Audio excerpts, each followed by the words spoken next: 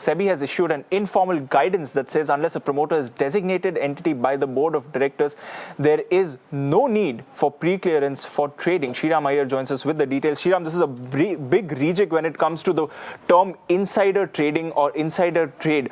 What exactly is SEBI going to do over here? It's a massive move. This is going to have repercussions beyond what we can imagine at this point of time. And we are going to get experts to explain to us what is the implication of this order. It's not an order, it's an informal guidance. Let me correct myself there. The informal guidance says that the promoters who want to trade in shares of their own companies, unless and until they are pre-designated as an insider, as a designated entity in legal terms, if they are not held to be insider from beforehand, they don't need a clearance to trade in their own shares. Essentially, the buck stops with the board of directors in every company to decide whether the promoters are involved in the day-to-day functioning of the company, and if they are, then they are insiders because they are in possession of information that is price sensitive, and of course there is a chance that it might be misused. Having said that, if the board of directors in their wisdom decide that it is not important, they are not insiders and they don't need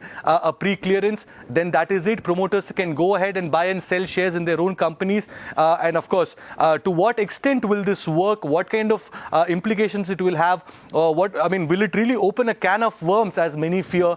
It is indeed a path breaking. It is a big move from the markets regulator, and we need to understand this in greater detail. So we are now going to be joined by Sumit Agarwal from Suvan Law Advisors, as well as HP Ranina, a senior corporate lawyer. Both of you gentlemen, thank you for joining us. Here's a move from SEBI. Promoters, are they insiders or not? Mr. Agarwal, to you first. Thank you. So basically in India, the question has always been whether promoters, once a promoter, always an insider or not. And investors generally track promoter holding data to see if there is any increase or not. Because if a promoter is increasing its stake, it's generally taken as a positive signal. And it's seen that there is a confidence in the prospects of the company. Similarly, if the promoter is selling, the investors generally see it as a negative sentiment. But the question always is, whenever promoter will sell, can there be a charge of an insider trading? So in that respect, SEBI has come out with an informal guidance, which is in a sense not only significant but path-breaking. So what SEBI has said in this recent informal guidance is that promoters who do not have any functional role in the company and typically not been included in designated persons list, they can go ahead and trade. Okay, so Mr. Agarwal, for the sake of our viewers, let me run through the story again. It says that the SEBI's informal guidance has said that promoters, unless pre-decided by the board of directors as insiders, they don't need a clearance for trading in the shares of their own companies. So what does this, first question, why an informal guidance? And the SEBI letter, it says that it's an interpretive letter. Why this? Why not put it out in black and white? Does it make a difference whether it's a final order or an informal guidance? Well, in all the practical sense, this informal guidance is nothing but a letter of law. So the process is where if some company or some intermediary has got any query with the regulator SEBI, they write to SEBI and SEBI gives its interpretation and its mind how SEBI is going to look at a particular situation. And the answer of SEBI, though it is in respect of that particular query, it also decides how SEBI is going to look at in any future kind of cases which come before it. So in this case, one particular promoter wanted to acquire some shares of a company. And whenever a promoter is acquiring shares, it is always assumed that promoter is always in possession of inside information. Having this assumption, there was a company secretary of this particular listed company on which this informal guidance has come. And the company secretary said that you can't go ahead and acquire shares. So this promoter group entity went to SEBI and asked whether a compliance officer can ever say no to me, whether am I required to take pre-clearance, will I ever be allowed to sell or buy any shares, because it will be presumed I will always have insider information. So there was a lot of ambiguity on this aspect from the role of compliance officer's perspective, as well as from the minds of the promoter and the promoter group entities. When can they buy? When can they sell? So in this respect, what SEBI holds is that unless the promoter is designated as a designated person by the board of directors of its company, no pre-clearance is required. So in that sense, it is a breather to a promoter, and a written down policy has... Mr. Agarwal, breather is putting it very mildly. It's a big leeway, I suppose. Mr. Ranina can be a better judge of that. Mr. Ranina, is it really ambiguous to believe that the promoter is always an insider and he or she has almost all the information or the price-sensitive information related to the company? And what does this order open a can of worms, so to speak? I think this order is quite revolutionary, because it certainly, gives a new class of promoters. As if some promoters can be designated, some promoters cannot be designated. Now, this is something which is quite unusual. And I think the SEBI must come up with proper guidelines and regulations, and they must take a decision on this, because this particular letter says that this is not a decision of SEBI. It's only an, informal guidance note. So once and for all, SEBI should clearly specify as to what class of people can be treated as promoters. Now the whole burden is put on the board of directors of the company. The board of directors have to decide which promoter has information which is, has a bearing on the share price, price-sensitive information, and which promoter does not have.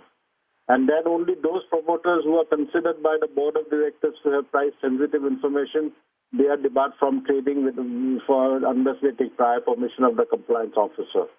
So it creates a really difficult situation, and a lot of change has to be made by the board of directors according to this particular letter, informal letter, because it means that the board of directors have to now decide which promoters are liable to the regulations and which are not liable. Absolutely, Mr. Ranina, and that's the question, isn't it? Because you're leaving it up to the company to decide which promoter can be designated and which promoter cannot. So ultimately, it's still in the hands of the promoter to influence that decision, and thereby it is a big leeway that the SEBI is giving to promoters, is it not?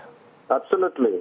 And as I said, there is a tremendous burden and responsibilities cast on the board of directors, especially members of the audit committee. Now, it is expected that audit committee members may be independent, and therefore they cannot be influenced by the promoters. That is correct position in law, that independent directors have to exercise independent judgment. Even it's laid down in the Companies Act very clearly. So one can take a view that if this matter has to be referred to the audit committee, which comprises of independent directors, and these independent directors will not be influenced by the promoters, and they will take a very objective view as to who are going to be treated as promoters with information which is price sensitive, and which promoters are to be treated as not having information with price sensitive, and that will be binding on the compliance officer. This is what this informal letter says. Okay. Mr. Ranina, just hold your line there, hold your thoughts, because we are getting more information on this. But before anything else, let me ask Mr. Agarwal, who seems to be batting for this move. I mean, he is surely saying that this is a revolutionary path-breaking move, or rather, a path-breaking move is what he's calling it. Mr. Agarwal, sometime in the past, very recent past, Piramal sold its domestic healthcare business to Abbott for about $3 billion. In that, the promoter group faced a fine from SEBI for, quote-unquote, failing to handle price-sensitive information properly, and this was shared with Anand Piramal, who is neither an employee nor a director on the board. How is this, different from the situation that we are talking about? See, in fact, on that case, the issue which adjudicating officer of SEBI had decided was whether any need to know information was passed on to someone. And in my own personal view, in fact, that judgment was where SEBI had gone wrong, for the reason that the order is completely silent on what was the second leg of the person to whom the information was shared with and for what reasons. Having said this, that issue and this issue are completely different, because this issue, which we are talking under the informal guidance, pertains to the code of conduct under the insider trading regulations. However, that issue was primarily, in case of Pramil, was regarding communication of information on a need-to-know basis. Okay, so let me bring this to one of the most famous cases of late, which is the Tata Mistry case. And A lot of things Mistry said in the aftermath of his fallout with Ratan Tata, and many of them insinuated that, for example, the acquisition of Chorus or the Jaguar Land Rover and many such deals, including Tata Power's deal with Welspun. A lot of this information, Ratan Tata was he was directly not involved in the day-to-day functioning of the company, but he was in the know of these plans that are in works, and of course these are price-sensitive information. But then those arguments did not stand ground in the court. So we are talking about, I cited the example of Piramala. Now I'm citing an exact opposite example. Could you shed some light on how these two cases, or rather the three cases, differ from each other? Well, on the Tata Mistry episode, I would just like to say that the issue of insider trading cannot be decided by the court till the time some investigation or some examination has happened from the regulator and the exchanges. And right now what we see is the media reports, which are generally speculative in nature, and we haven't had any kind of an authentic information coming from the regulator itself. So without having the facts properly before us, it will be difficult. Sitting chairman of a company saying that, I had to share the information on the Tata Power Welspun deal with a Ratan Tata who is no longer the chairman of the company and is indeed a promoter group person. Isn't that revelation enough? Why did that not stand ground is my question. So, in fact, the bigger question is who's supposed to see the veracity of the claim of either side? Okay. It is the regulator itself, because the power to investigate any kind of a claim pertaining to insider trading only lies with SEBI and no one else. And nobody has heard authentically from SEBI. It's not a case like Satyam where SEBI immediately flung into action and came out with a press release for its investigation. In Tata Mistry case, we haven't heard anything from the regulators as of yet. Okay. Mr. Ranina, let me come to you with this. India is a country famously known for its family-run businesses, promoters who are very much involved for generations after another. And do you really, how many companies do we have who are really managed by professionals? For Infosys is one such case. But how many do we know? And such a regulation in a country like India, how much water does it hold? Well, it holds water so long as SEBI doesn't take objection to it. This is the point. Now, SEBI has to make up its mind one way or the other and come up with clear-cut guidelines. Tell us, what are the unintended consequences of this? Possible unintended consequences? Unintended consequences is that obviously some people who belong to the promoters group will now be courageous enough to buy and sell and take advantage of this, this particular guidance letter and say that we are not in the day-to-day management, nor were we privy to any price-sensitive information, and therefore we acted and we bought and sold shares in the market. Okay. They will take advantage of this. It's bound to happen. And therefore, SEBI must come up with clear-cut guidelines as in what circumstances such a group of promoters are not treated as promoters for the purpose of trading in shares. So Mr. Agarwal, let me take this to you because you are on for this this particular guidance that has come from SEBI. Is there anything in this informal guidance today that stops these things from happening, stops promoters from taking advantage of a rather path-breaking idea from SEBI? No, in fact, in my view, that SEBI has done it well. Because look at it from the regulator's perspective, how the regulator is going to know which promoter to be allowed to buy and sell and which should not be. At the end of the day, it will completely depend upon the functional role which a particular promoter has to play in the function of a company. If there are companies in India where promoters do not play any role in the functioning of a company, however, equally you have promoters who are involved in day-to-day affairs as well. So it is very difficult for a regulator to take a call on this, and I think regulator has done it well by leaving this discretion to be applied judicially by the board of directors as well as the audit committee. Now we are also joined by Mr. Jain Gupta. former ED at SEBI. Thank you, Mr. Gupta, for joining us. Let me run through, for the viewers joining us right now, as well as Mr. Gupta, let me run through the story that we are breaking on BTVI right now, is that SEBI has issued an informal guidance which says that promoters who are not decided to be insiders beforehand, they don't need a pre-clearance to trade in shares of their own companies. Basically saying, differentiating between promoters who are active in the day-to-day functioning of the company and those who aren't, who have a one-hand distance from the company's operations, and therefore not always in possession of price-sensitive information. And that is the differentiation that SEBI has made today in an informal guidance that has been issued. Mr. Gupta, how far-reaching is this move from SEBI? This move may appear to be far-reaching, but I would say that it only takes away one thinking, that you treat every promoter to be insider. But if, as per the regulation, the definition of insider that is given, anybody, whether he is designated as a promoter or not designated as a promoter, but if he qualifies to be classified as an insider as the regulation, would still be covered even after this guideline is there.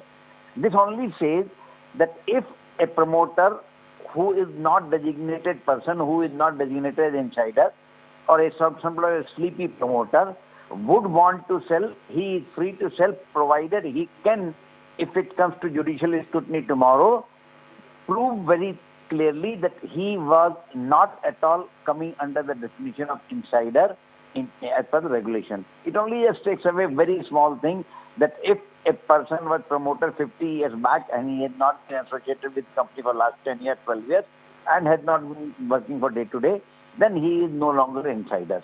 So that is where... Mr. Gupta, you're calling it a small thing. You're calling it a small thing. What it looks to me like a fine line of difference between someone who's an active promoter and someone who's not. There are many questions like how many companies in India are able to, the managements are able to take their own decisions without consulting the promoter.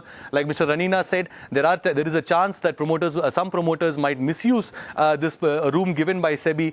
What I want to ask you is, as a member, as someone who's been with SEBI earlier, do you think, and you've looked at the insider trading norms, does it in some form break the spirit of the insider trading norms? The protection that was available to small investors, is it diluting that in any way? I would say, this is saying it may appear to be dilute, but in my opinion, it will still not have any impact, because, say for example, I am a promoter of a company and I have not been in day-to-day management, and if I do sale, but if tomorrow somebody can prove that I was an insider, I had inside information, my friend was working there and somebody was there knowing me, then probably I will be insider. So it is only a situation where it only states that there is some leeway that he is not a promoter, but ultimately the test will be in the judicial arena, where it can be said that that person is associated or has inside information. So it only just a very minor clarification. I am sure that although it has a loophole to be, some people can misuse, but it is only a simple clarification, nothing else. Thank you, Mr. Gupta. Thank you, Mr. Ranina. Thank you, Mr. Agarwal, for joining us. We've heard all sorts of views, and that is exactly why this story is important. We had Mr. Agarwal calling it path-breaking. We had Mr. Ranina calling it revolutionary, but putting in a little reservation, saying that this is open to misuse by a lot of promoters who might take advantage of this leeway given by SEBI and use price-sensitive information to their advantage and to the disadvantage of small investors. And we also had Mr. Gupta, who called it a small clarification, but of course he did accept that there is a lot of room for a big loophole that can be misused. With time we will know how this plays out deep, but at this point of time all we know is it's quite a landmark move from the markets regulator. The debate, it will surely open up a debate which has not happened so far in this case.